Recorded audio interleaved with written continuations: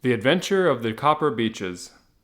To the man who loves art for its own sake, remarked Sherlock Holmes, tossing aside the advertisement sheet of the Daily Telegraph, it is frequently in its least important and lowliest manifestations that the keenest pleasure is to be derived. It is pleasant to me to observe, Watson, that you have so far grasped this truth that in these little records of our cases which you have been good enough to draw up, and I am bound to say occasionally to embellish, you have given prominence not so much to the many famous causes and sensational trials in which I have figured, but rather to those incidents which may have been trivial in themselves, but which have given room for those faculties of deduction and of logical synthesis which I have made my special province. And yet, said I, smiling, I cannot quite hold myself absolved from the charge of sensationalism which has been urged against my records. You have erred, perhaps, he observed, taking up a glowing cinder with the tongs and lighting it with the long cherry-wood pipe, which was wont to replace his clay when he was in a disputatious rather than a meditative mood. You have erred perhaps in attempting to put color and life into each of your statements, instead of confining yourself to the task of placing upon record that severe reasoning from cause to effect which is really the only notable feature about the thing. It seems to me that I have done you full justice in the matter, I remarked with some coldness, for I was repelled by the egotism which I had more than once observed to be a strong factor in my friend's singular character. No, it is not selfishness or conceit, said he, answering, as was his wont, my thoughts rather than my words. If I claim full justice for my art, it is because it is an impersonal thing, a thing beyond myself. Crime is common, logic is rare. Therefore it is upon the logic rather than upon the crime that you should dwell. You have degraded what should have been a course of lectures into a series of tales. It was a cold morning of the early spring, and we sat after breakfast on either side of a cheery fire in the old room at Baker Street.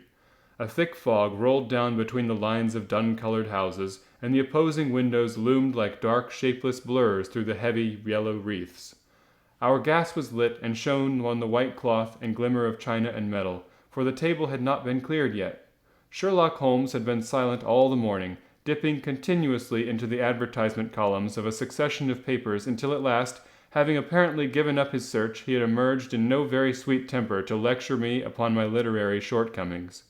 At the same time, he remarked after a pause during which he had sat puffing at his long pipe and gazing down into the fire, you can hardly be open to a charge of sensationalism, for out of these cases which you have been so kind as to interest yourself in, a fair proportion do not treat of crime, in its legal sense, at all.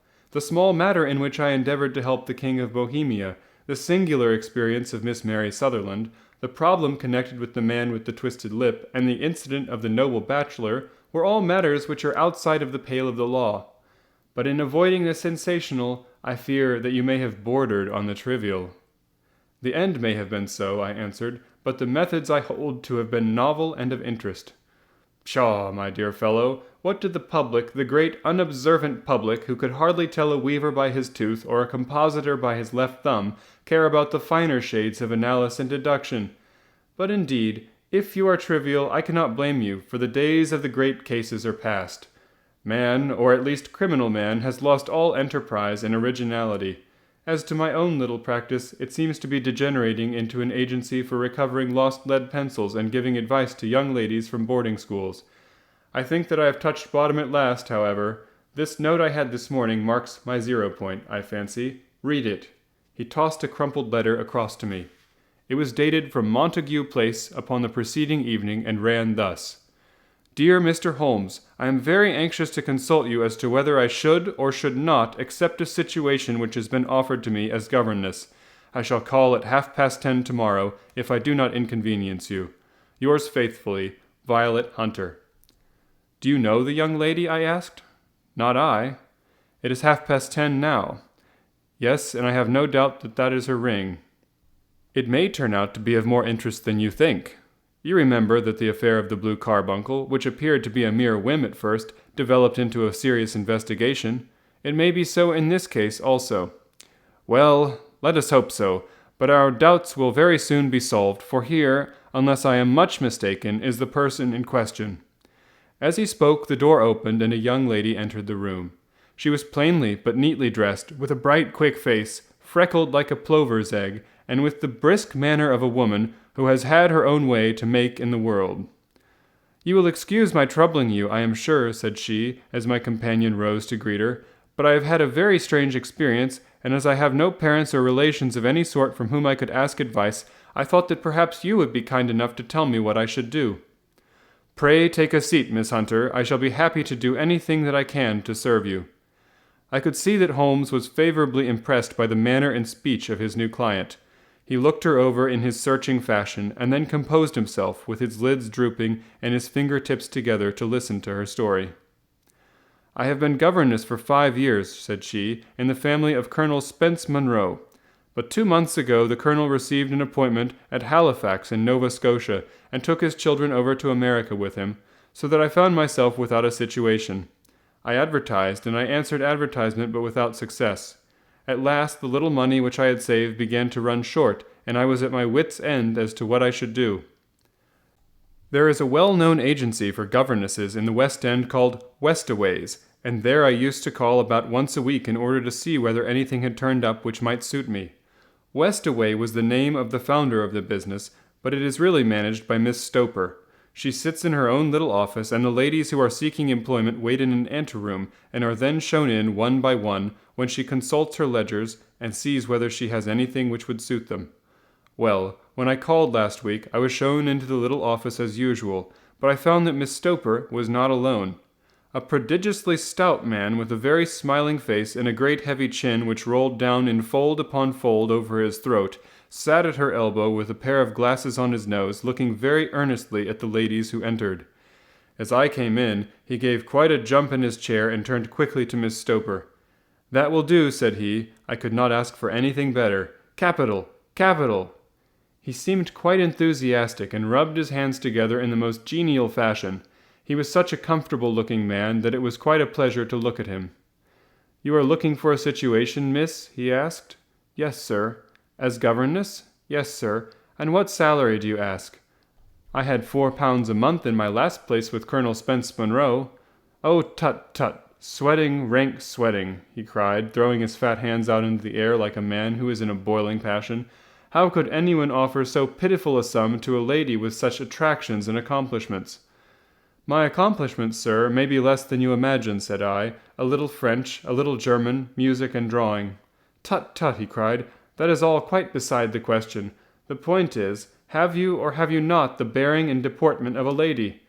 There it is in a nutshell. If you have not, you are not fitted for the rearing of a child who may some day play a considerable part in the history of the country. But if you have, why, then how could any gentleman ask you to condescend to accept anything under the 3 figures? Your salary with me, madame, would commence at £100 a year." You may imagine, Mr. Holmes, that to me, destitute as I was, such an offer seemed almost too good to be true. The gentleman, however, seeing perhaps the look of incredulity upon my face, opened a pocket-book and took out a note. "It is also my custom," said he, smiling in the most pleasant fashion until his eyes were just 2 little shining slits amid the white creases of his face, "to advance to my young ladies half their salary beforehand, so that they may meet any little expenses of their journey and their wardrobe." It seemed to me that I had never met so fascinating and so thoughtful a man. As I was already in debt to my tradesmen, the advance was a great convenience, and yet there was something unnatural about the whole transaction which made me wish to know a little more before I quite committed myself.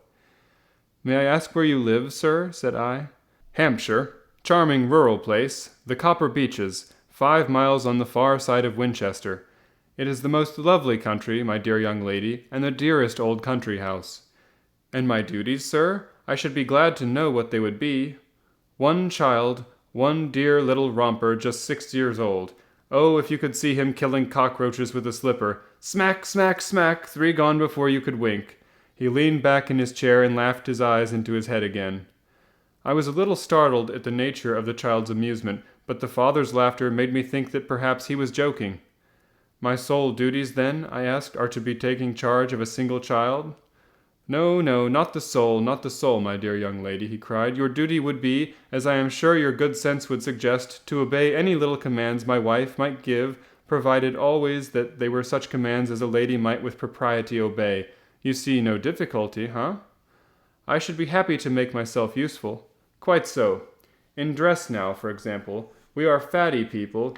You know fatty, but kind-hearted. If you were asked to wear any dress which we might give you, you would not object to our little whim, eh?" "No," said I, considerably astonished at his words. "Or to sit here or sit there, that would not be offensive to you?" "Oh, no." "Or to cut your hair quite short before you come to us?"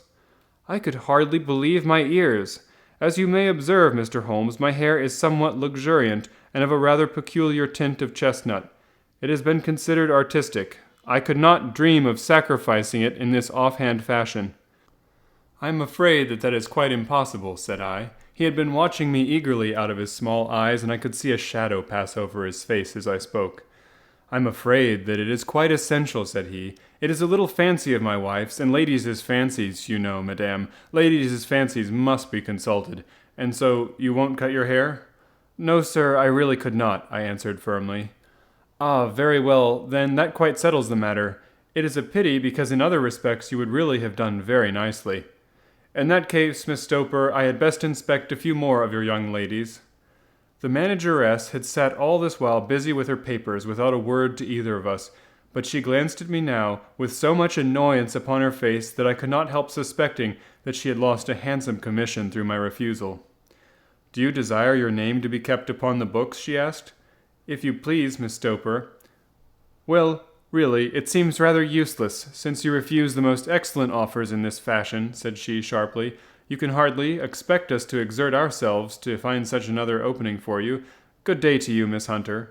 She struck a gong upon the table, and I was shown out by the page. Well, Mr. Holmes, when I got back to my lodgings and found little enough in the cupboard and 2 or 3 bills upon the table, I began to ask myself whether I had not done a very foolish thing. After all, if these people had strange fads and expected obedience on the most extraordinary matters, they were at least ready to pay for their eccentricity. Very few governesses in England are getting £100 a year. Besides, what use was my hair to me? Many people are improved by wearing it short, and perhaps I should be among the number.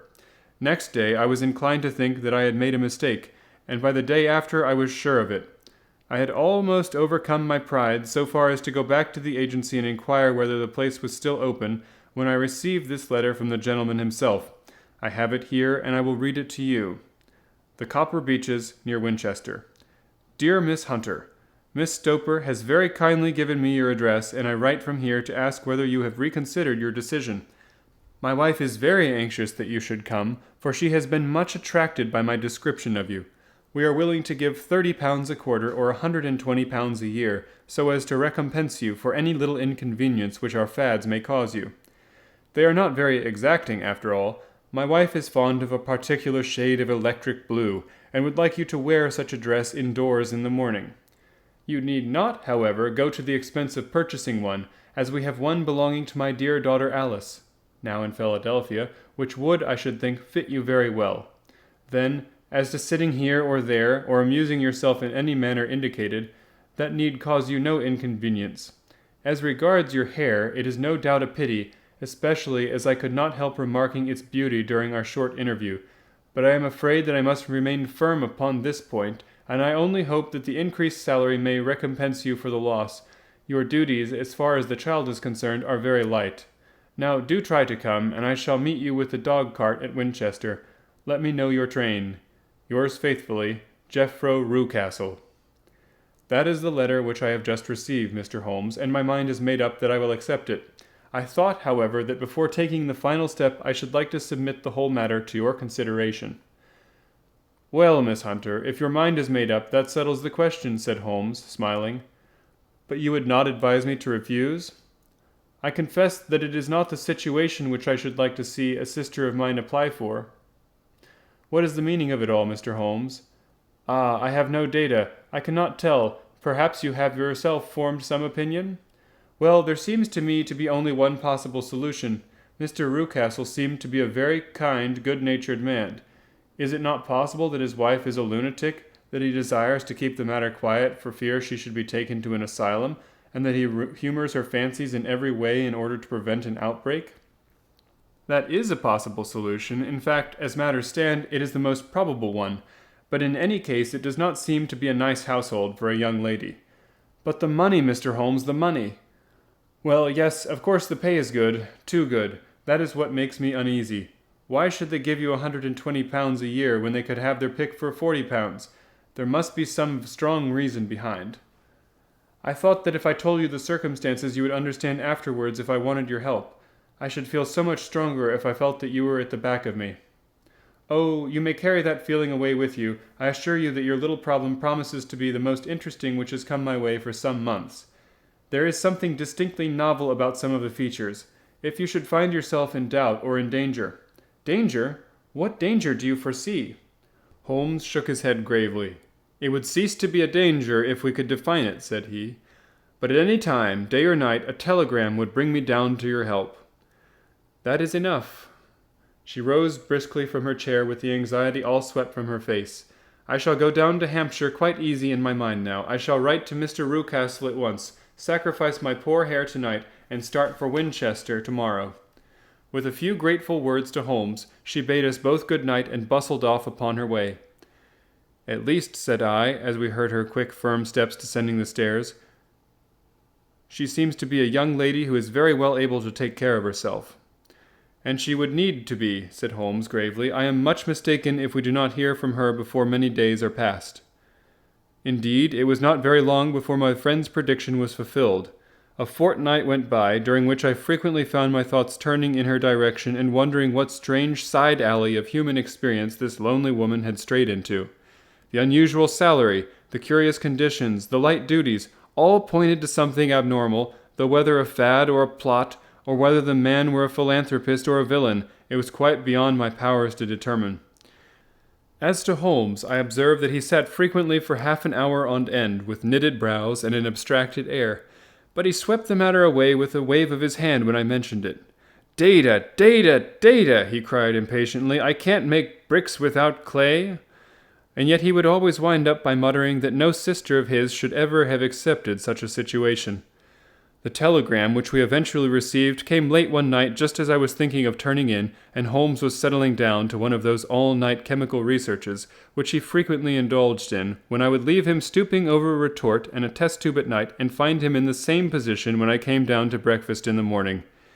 He opened the yellow envelope, and then, glancing at the message, threw it across to me. Just look up the trains in Bradshaw, said he, and turned back to his chemical studies. The summons was a brief and urgent one.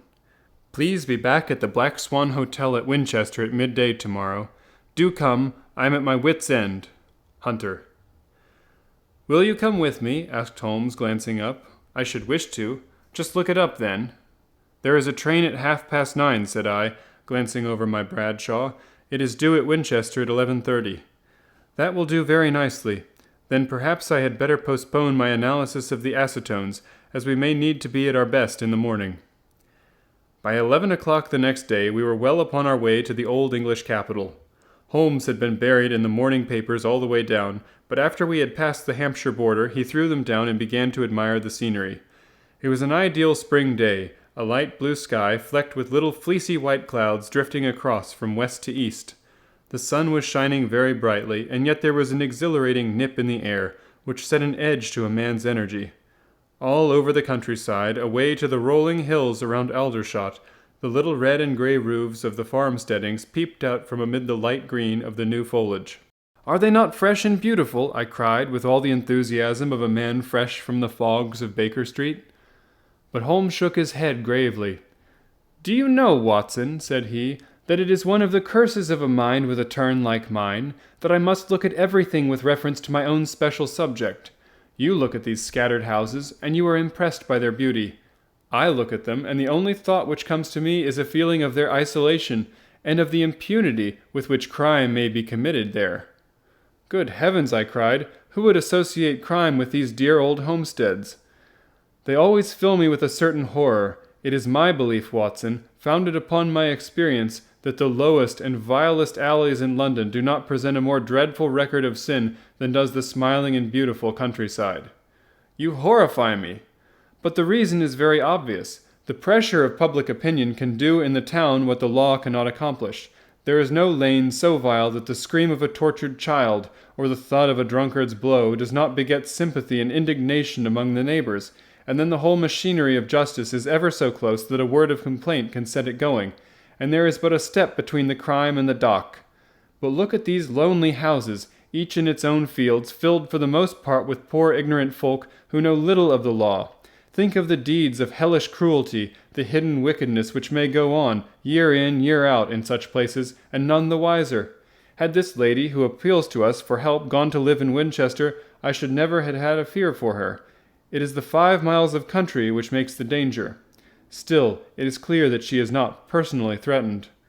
No, if she can come to Winchester to meet us, she can get away. Quite so. She has her freedom.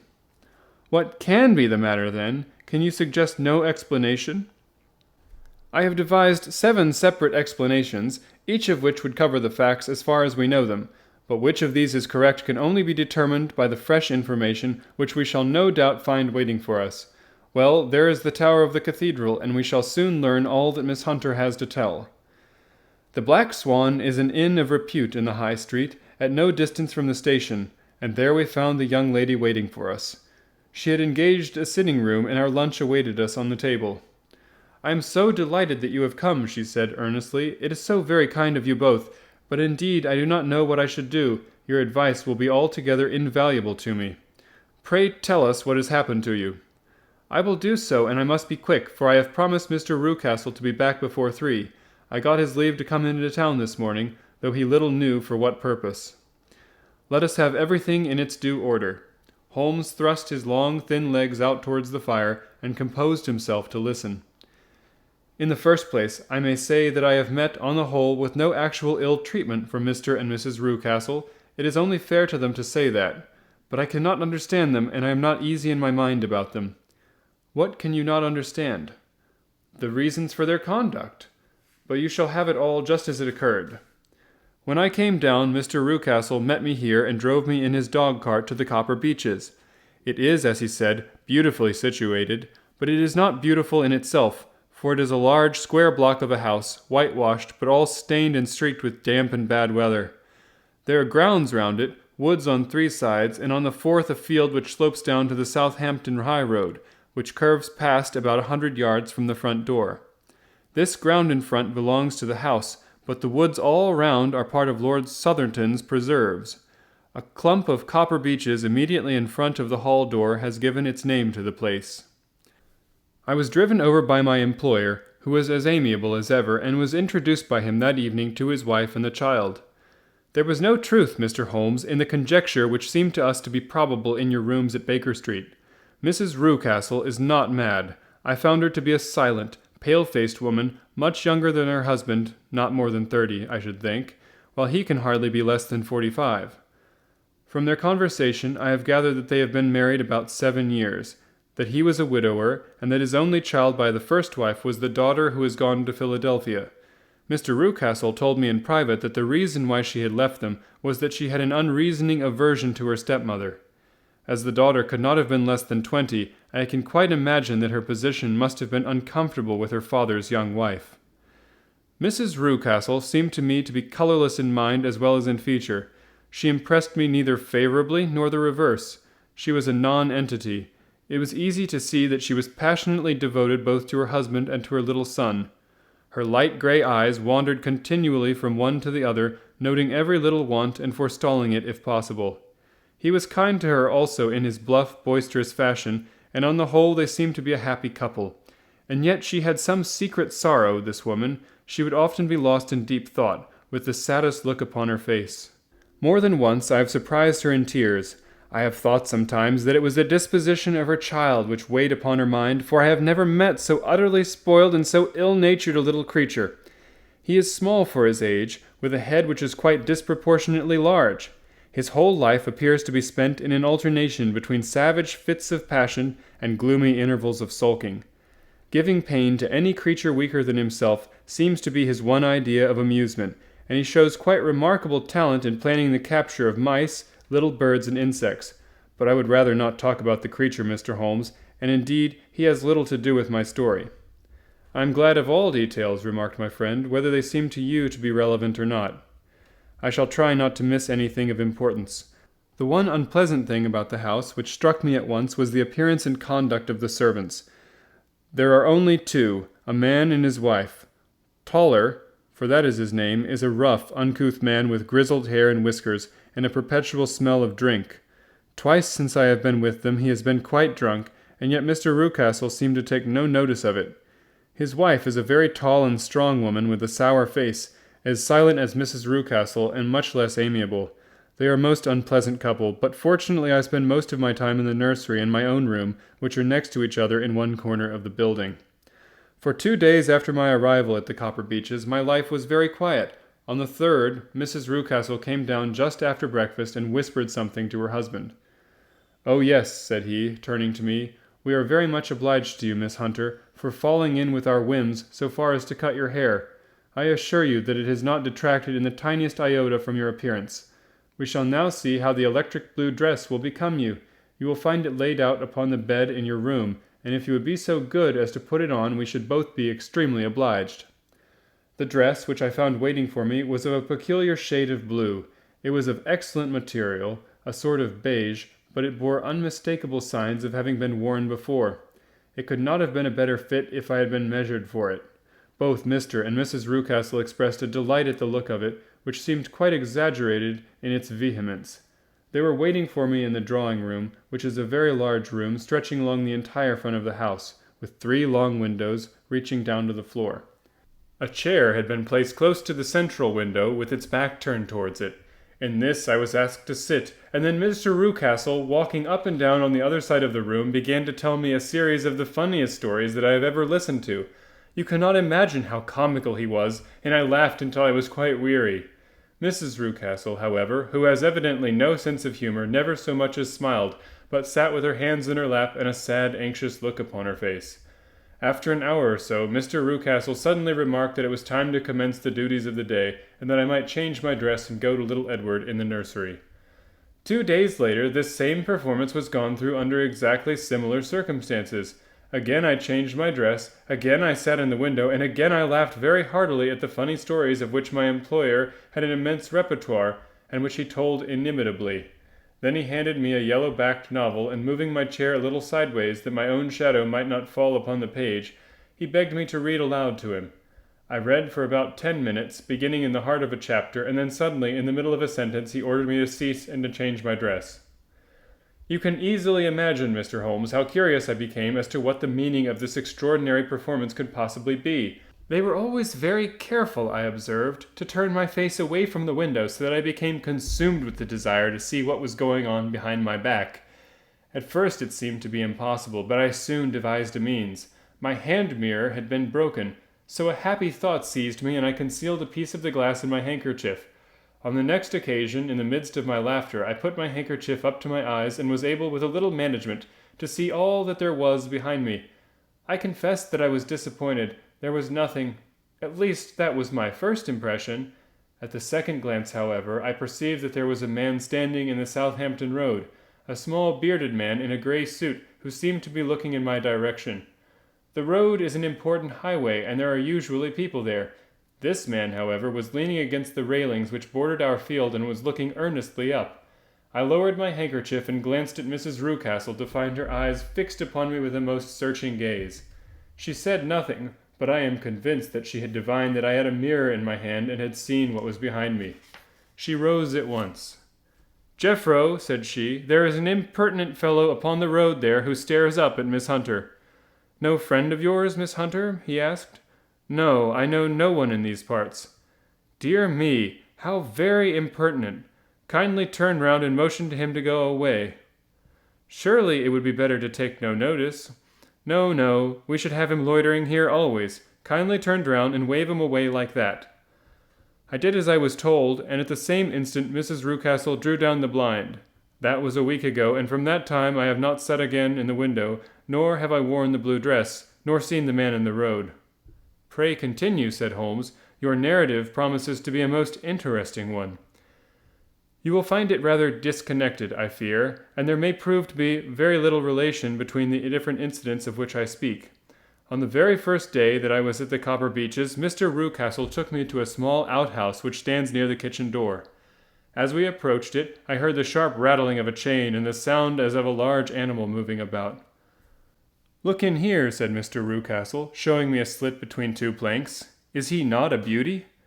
I looked through and was conscious of 2 glowing eyes, and of a vague figure huddled up in the darkness. "Don't be frightened," said my employer, laughing at the start which I had given. "It's only Carlo, my mastiff. I call him mine, but really old Toller, my groom, is the only man who can do anything with him. We feed him once a day, and not too much then, so that he is always as keen as mustard. Toller lets him loose every night, and God help the trespasser whom he lays his fangs upon.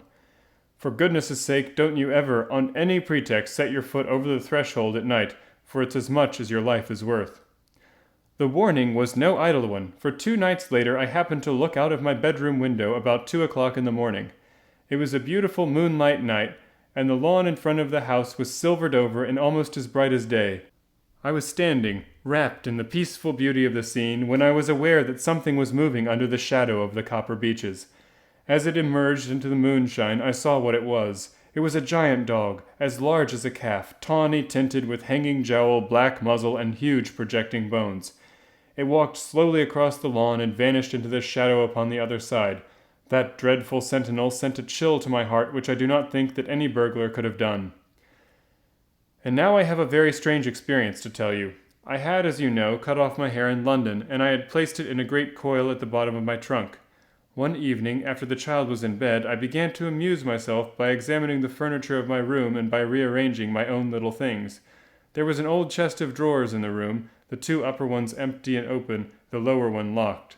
I had filled the first 2 with my linen, and as I had still much to pack away, I was naturally annoyed at not having the use of the 3rd drawer. It struck me that it might have been fastened by a mere oversight, so I took out my bunch of keys and tried to open it. The very first key fitted to perfection, and I drew the drawer open. There was only one thing in it, but I am sure that you would never guess what it was. It was my coil of hair. I took it up and examined it. It was of the same peculiar tint and the same thickness, but then the impossibility of the thing obtruded itself upon me. How could my hair have been locked in the drawer? With trembling hands, I undid my trunk, turned out the contents, and drew from the bottom of my own hair. I laid the 2 tresses together, and I assure you that they were identical. Was it not extraordinary? Puzzle as I would, I could make nothing at all of what it meant. I returned the strange hair to the drawer, and I said nothing of the matter to the Rucastles, as I felt that I had put myself in the wrong by opening a drawer which they had locked. I am naturally observant, as you may have remarked, Mr. Holmes, and I soon had a pretty good plan of the whole house in my head. There was one wing, however, which appeared not to be inhabited at all. A door which faced that which led into the quarters of the Tollers opened into this suite, but it was invariably locked.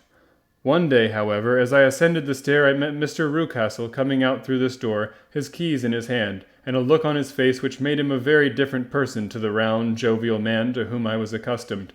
His cheeks were red, his brow was all crinkled with anger, and the veins stood out at his temples with passion. He locked the door and hurried past me without a word or a look.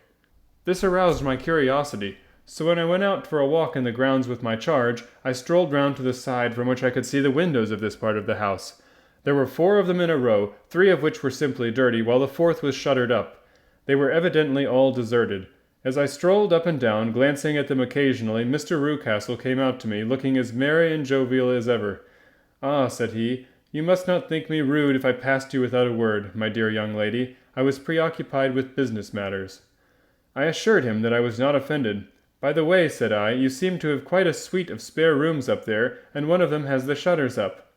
He looked surprised, and as it seemed to me, a little startled at my remark. "Photography is one of my hobbies," said he. "I have made my dark room up there. But dear me, what an observant young lady we have come upon! Who would have believed it? Who would have ever believed it?" He spoke in a jesting tone, but there was no jest in his eyes as he looked at me. I read suspicion there and annoyance, but no jest. "Well, Mr. Holmes, from the moment that I understood that there was something about that suite of rooms which I was not to know, I was all on fire to go over them. It was not mere curiosity, though I have my share of that. It was more a feeling of duty, a feeling that some good might come from my penetrating to this place. They talk of women's instinct. Perhaps it was woman's instinct which gave me that feeling. At any rate, it was there, and I was keenly on the lookout for any chance to pass the forbidden door. It was only yesterday that the chance came. I may tell you that, besides Mr. Rucastle, both Toller and his wife find something to do in these deserted rooms, and I once saw him carrying a large black linen bag with him through the door. Recently he has been drinking hard, and yesterday evening he was very drunk, and when I came upstairs there was the key in the door. I have no doubt at all that he had left it there. Mr. and Mrs. Rucastle were both downstairs, and the child was with them, so that I had an admirable opportunity. I turned the key gently in the lock, opened the door, and slipped through. There was a little passage in front of me, unpapered and uncarpeted, which turned at a right angle at the farthest end. Round this corner were 3 doors in a line, the first and third of which were open. They each led into an empty room, dusty and cheerless, with 2 windows in the one and one in the other, so thick with dirt that the evening light glimmered dimly through them.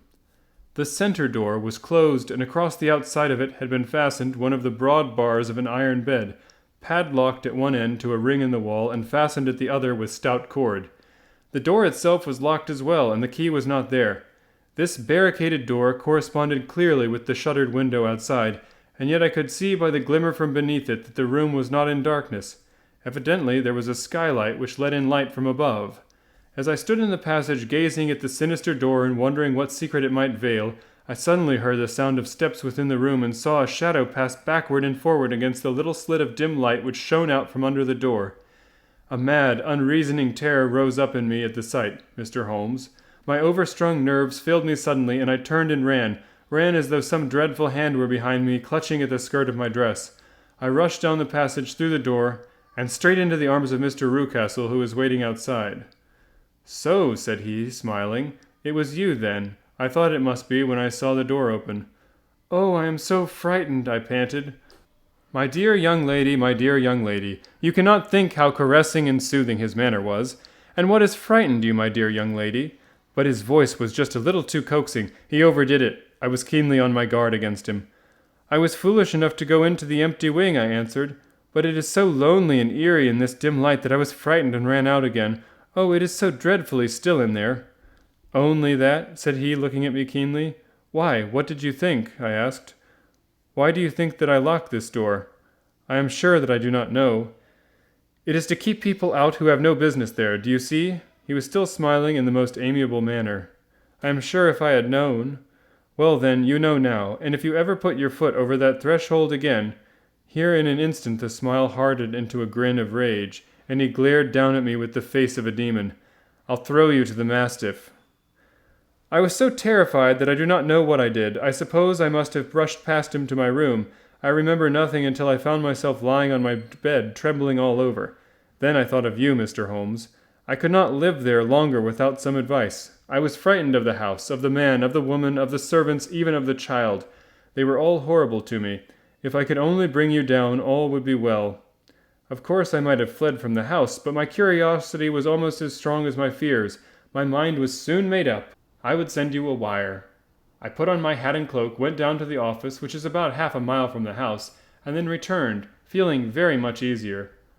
A horrible doubt came into my mind as I approached the door, lest the dog might be loose. But I remembered that Toller had drunk himself into a state of insensibility that evening, and I knew that he was the only one in the household who had any influence with the savage creature, or would venture to set him free. I slipped in safety and lay awake half the night in my joy at the thought of seeing you. I had no difficulty in getting leave to come into Winchester this morning, but I must be back before 3 o'clock, for Mr. and Mrs. Rucastle are now going on a visit and will be away all evening, so that I must look after the child. Now I have told you all my adventures, Mr. Holmes, and I should be very glad if you could tell me what it all means, and above all, what I should do." Holmes and I had listened spellbound to this extraordinary story. My friend rose now and paced up and down the room, his hands in his pockets and an expression of the most profound gravity upon his face. "Is Toller still drunk?" he asked. "Yes, I heard his wife tell Mrs. Rucastle that she could do nothing with him." "That is well. And the Rucastles go out tonight?" "Yes." "Is there a cellar with a good strong lock?" "Yes, the wine cellar." "You seem to me to have acted all through this matter like a very brave and sensible girl, Miss Hunter. Do you think that you could perform one more feat? I should not ask it of you if I did not think you a quite exceptional woman." "I will try. What is it?" "We shall be at the Copper Beeches by 7 o'clock, my friend and I. The Rucastles will be gone by that time, and Toller will, we hope, be incapable. There only remains Mrs. Toller, who might give the alarm. If you could send her into the cellar on some errand and then turn the key upon her, you would facilitate matters immensely." "I will do it." "Excellent. We shall then look thoroughly into the affair. Of course, there is only one feasible explanation. You have been brought here to personate someone, and the real person is imprisoned in this chamber, that is obvious. As to who this prisoner is, I have no doubt that it is the daughter, Miss Alice Rucastle, if I remember right, who is said to have gone to America. You were chosen, doubtless, as resembling her in height, figure, and the color of your hair. Hers had been cut off, very possibly in some illness, through which she had passed, and so, of course, yours had to be sacrificed also. By a curious chance you came upon her tresses. The man in the road was undoubtedly some friend of hers, possibly her fiancé, and no doubt, as you wore the girl's dress and were so like her, he was convinced from your laughter whenever he saw you, and afterwards from your gesture, that Miss Rucastle was perfectly happy, and that she no longer desired his attentions. The dog is let loose at night to prevent him from endeavoring to communicate with her. So much is fairly clear. The most serious point in this case is the disposition of the child. What on earth has that to do with it? I ejaculated. My dear Watson, you, as a medical man, are continually gaining light as to the tendencies of a child by the study of the parents. Don't you see that the converse is equally valid? I have frequently gained my first real insight into the character of parents by studying their children. This child's disposition is abnormally cruel, merely for cruelty's sake, and whether he derives this from his smiling father, as I should suspect, or from his mother, it bodes evil for the poor girl who is in their power. I am sure that you are right, Mr. Holmes, cried our client. 1,000 things come back to me which make me certain that you have hit it. Oh, let us lose not an instant in bringing help to this poor creature. We must be circumspect, for we are dealing with a very cunning man. We can do nothing until 7 o'clock. At that hour we shall be with you, and it will be not long before we solve the mystery. We were as good as our word, for it was just 7 when we reached the Copper Beeches, having put up our trap at a wayside public house. The group of trees, with their dark leaves shining like burnished metal in the light of the setting sun, were sufficient to mark the house even had Miss Hunter not been standing smiling on the doorstep. "Have you managed it?" asked Holmes. A loud thudding noise came from somewhere downstairs. "That is Mrs. Toller in the cellar," said she. "Her husband lies snoring on the kitchen rug. Here are his keys, which are the duplicates of Mr. Rucastle's." "You have done well indeed," cried Holmes with enthusiasm. "Now lead the way, and we shall soon see the end of this black business." We passed up the stair, unlocked the door, followed on down a passage, and found ourselves in front of the barricade which Miss Hunter had described. Holmes cut the cord and removed the transverse bar. Then he tried the various keys in the lock, but without success. No sound came from within, and at the silence Holmes's face clouded over. "I trust that we are not too late," said he. "I think, Miss Hunter, that we had better go in without you. Now, Watson, put your shoulder to it, and we shall see whether we cannot make our way in." It was an old rickety door, and gave at once before our united strength. Together we rushed into the room. It was empty. There was no furniture save a little pallet bed, a small table, and a basket full of linen. The skylight above was open, and the prisoner was gone. "There has been some villainy here," said Holmes. "This beauty has guessed Miss Hunter's intentions and has carried his victim off." "But how?" "Through the skylight. We shall soon see how he managed it. He swung himself up onto the roof. Ah, yes," he cried, "here's the end of a long light ladder against the eaves. This is how he did it." "But it is impossible," said Miss Hunter. "The ladder was not there when the Rucastles went away." "He has come back and done it. I tell you that he is a clever and dangerous man. I should not be very much surprised if this were he whose step I hear now upon the stair. I think, Watson, that it would be as well for you to have your pistol ready." The words were hardly out of his mouth before a man appeared at the door of the room, a very fat and burly man with a heavy stick in his hand. Miss Hunter screamed and shrunk against the wall at the sight of him, but Sherlock Holmes sprang forward and confronted him. "You villain," said he, "where's your daughter?" The fat man cast his eyes round, and then up at the open skylight. "It is for me to ask you that," he shrieked. "You thieves! Spies and thieves! I have caught you, have I? You are in my power. I'll serve you!" He turned and clattered down the stairs as hard as he could go. "He's gone for the dog!" cried Miss Hunter. "I have my revolver," said I. "Better close the front door," cried Holmes, and we all rushed down the stairs together. We had hardly reached the hall when we heard the baying of a hound, and then a scream of agony, with a horrible worrying sound which it was dreadful to listen to. An elderly man with a red face and shaking limbs came staggering out a side door. "My God!" he cried. "Someone has loosed the dog. It's not been fed for 2 days. Quick, quick, or it'll be too late." Holmes and I rushed out and round the angle of the house, with Toller hurrying behind us. There was the huge famished brute, its black muzzle buried in Rucastle's throat, while he writhed and screamed upon the ground. Running up, I blew its brains out, and it fell over with its keen white teeth still meeting in the great creases of his neck. With much labor we separated them and carried him, living but horribly mangled, into the house. We laid him upon the drawing-room sofa, and having dispatched the sobered Toller to bear the news to his wife, I did what I could to relieve his pain. We were all assembled round him when the door opened and a tall, gaunt woman entered the room. "Mrs. Toller!" cried Miss Hunter. "Yes, miss. Mr. Rucastle let me out when he came back before he went up to you. Ah, miss, it is a pity you didn't let me know what you were planning, for I would have told you that your pains were wasted." "Ha!" said Holmes, looking keenly at her. "It is clear that Mrs. Toller knows more about this matter than anyone else." "Yes, sir, I do, and I am ready enough to tell what I know." "Then pray sit down, and let us hear it, for there are several points on which I must confess that I am still in the dark." "I will soon make it clear to you," said she, "and I'd have done so before now if I could have got out from the cellar. If there's police court business over this, you'll remember that I was the one that stood your friend, and that I was Miss Alice's friend too." She was never happy at home, Miss Alice wasn't, from the time that her father married again.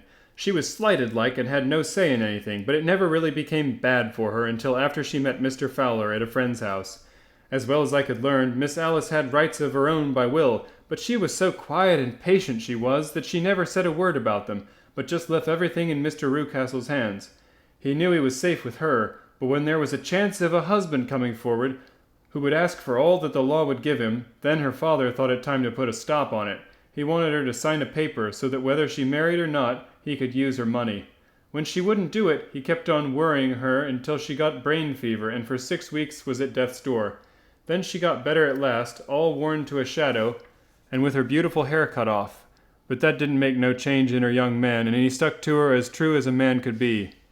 "Ah," said Holmes, "I think that what you have been good enough to tell us makes the matter fairly clear, and that I can deduce all that remains.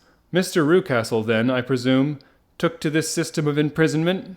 "Yes, sir." "And brought Miss Hunter down from London in order to get rid of the disagreeable persistence of Mr. Fowler?" "That was it, sir. But Mr. Fowler, being a persevering man, as a good seaman should be, blockaded the house, and having met you, succeeded by certain arguments, metallic or otherwise, in convincing you that your interests were the same as his." "Mr. Fowler was a very kind-spoken, free-handed gentleman," said Mrs. Toller serenely. "And in this way he managed that your good man should have no want of drink, and that a ladder should be ready at the moment when your master had gone out. You have it, sir, just as it happened." "I am sure we owe you an apology, Mrs. Toller," said Holmes, "for you have certainly cleared up everything which puzzled us. And here comes the country surgeon and Mrs. Rucastle. So I think, Watson, that we had best escort Miss Hunter back to Winchester, as it seems to me that our locus standi now is rather a questionable one." And thus was solved the mystery of the sinister house with the copper beeches in front of the door. Mr. Rucastle survived, but was always a broken man, kept alive solely through the care of his devoted wife. They still live with their old servants, who probably know so much of Rucastle's past life that he finds it difficult to part from them. Mr. Fowler and Miss Rucastle were married, by special license in Southampton the day after their flight, and he is now the holder of a government appointment in the island of Mauritius. As to Miss Violet Hunter, my friend Holmes, rather to my disappointment, manifested no further interest in her once she had ceased to be the center of one of his problems, and she is now the head of a private school at Walsall, where I believe that she has met with considerable success.